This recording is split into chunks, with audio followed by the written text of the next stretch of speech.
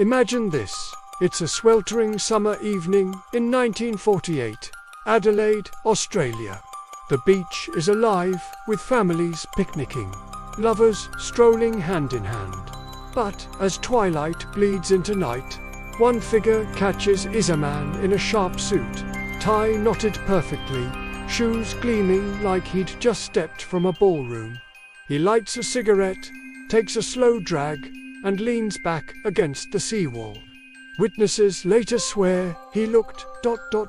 peaceful, almost like he was waiting for something or someone. Hours pass. The crowds thin.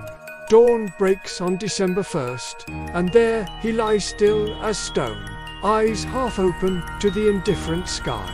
No wallet, no ID.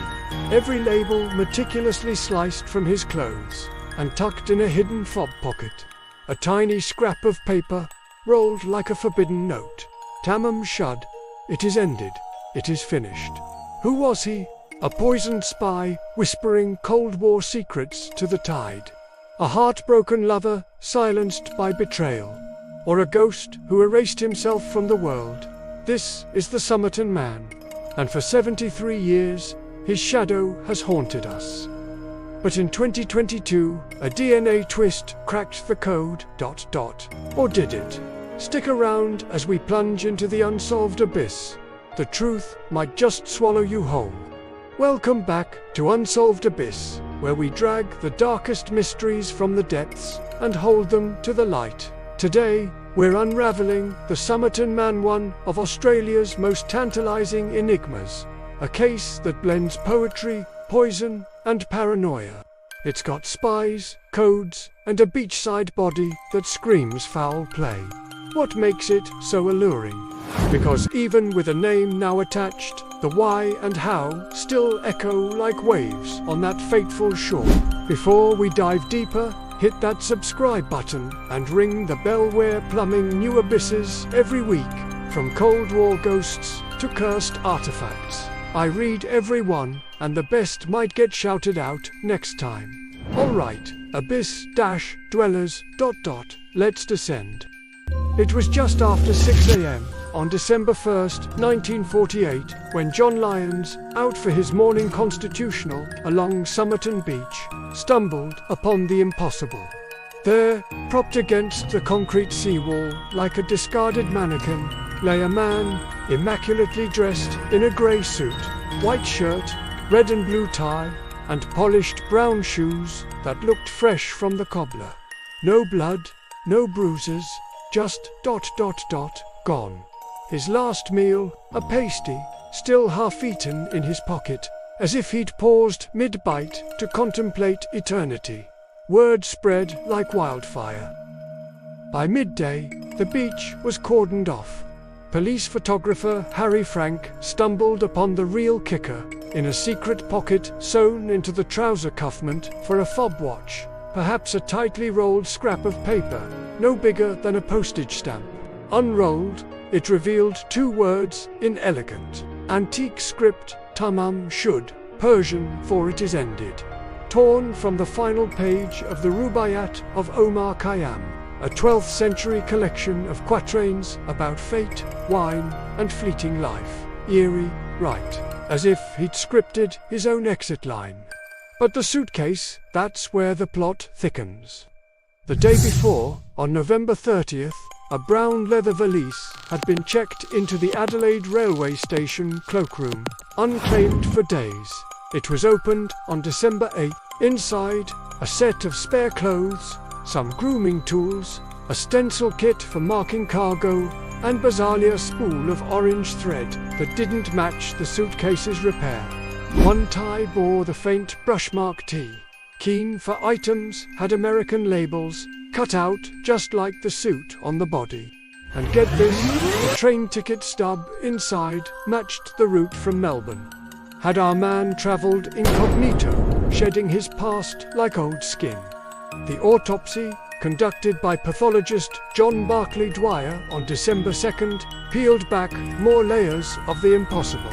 The man was 42, 45, 5 feet 11, 143 pounds, fit, with calves like a dancer's, suggesting a life of rhythm and grace. His spleen was massively enlarged, 3 times normal size. Kidneys congested, stomach frothy with blood-tinged fluid, as if reacting to something corrosive. Heart failure, Dwyer concluded. But from what? Toxicology screens came back clean, no barbiturates, no arsenic, no known poisons. Yet Dwyer was adamant. This man died from a poison we can't identify. A rare toxin, perhaps digitalis from foxglove or warbane, a heart-stopping African plant extract. Untraceable in 1948, tech, suicide, murder, or a heart that simply gave out under invisible strain. Re-examinations in 1949 and beyond only deepened the fog. His teeth were in perfect shape, no fillings, no decay hinting at recent dental work. A 1958 inquest called it violent death by unnatural means, but pinned nothing down. The Rubaiyat scrap. Microscopic analysis confirmed it matched the missing page. Police appealed nationwide. Who owns this book? A Glenelg doctor, Alfred Prosper Thompson, came forward. The night before the body was found, someone had tossed a crumpled paperback Rubaiyat through his open car window. Inside the back cover, faint pencil indentations, a 5-line jumble of capital letters Goababbed, M-L-I-A-O-I, Twinpanet, M-L-I-A-O-I-L-T, microdots, spy code, or, as some quip, horse racing bets gone wrong. And that phone number scribbled on the book, it traced to a nurse at the nearby Royal Adelaide hospital known only as Justin. She lived just 400 yards from the beach, with a toddler son, Robin, whose ears eerily resembled the dead man's. Justin denied knowing him, but turned pale at the plaster cast of his face. Had she been the lover, the poisoner, the key to it all? Her connection to a wartime lieutenant, Alf Boxall, who owned an intact signed copy of the Rubaiyat. Coincidence ... or cover. The code? Oh, the code. That cryptic scrawl has tantalized cryptographers for decades. 5 lines, irregular, ending in an X or a crossed Q, theories abound. A book cipher using the Rubaiyat itself. Coordinates to a hidden cache, or, prosaically, anagrams for mundane phrases like what brought him pain. Eternal loss. In 1978, the UK's MI5 allegedly tried and failed. CIA whispers in the 70s. Even today, AI scans yield gibberish. But in the Cold War chill of 1948 post-World War II, with Soviet spies slinking through shadows, it screamed espionage. Was he a double agent, silenced by a digitalist dart, labeled